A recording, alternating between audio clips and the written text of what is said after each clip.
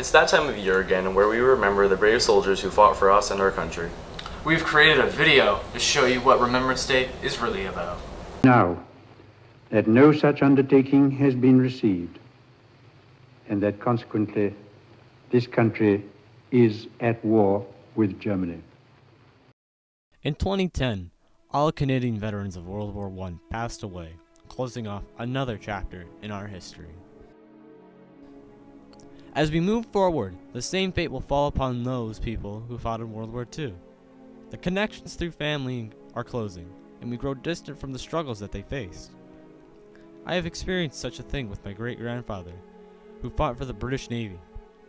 He once sat me down and told me the events that happened on the ship.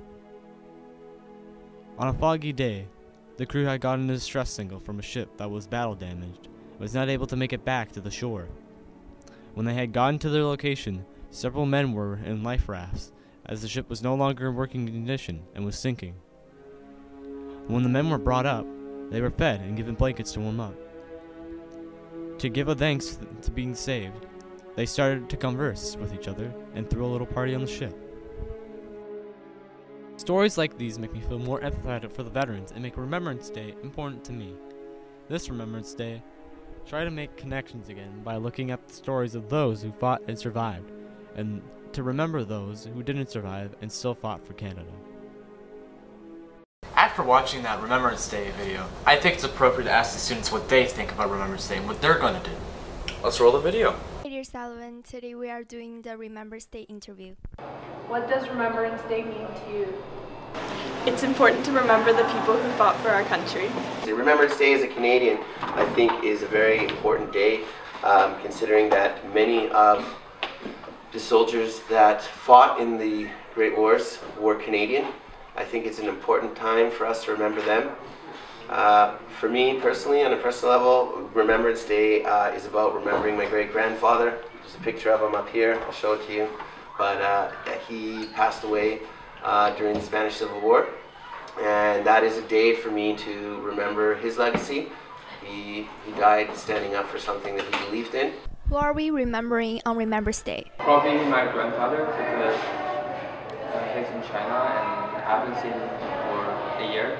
Norman Severson, who died at the Anzio beachhead in Italy during World War II.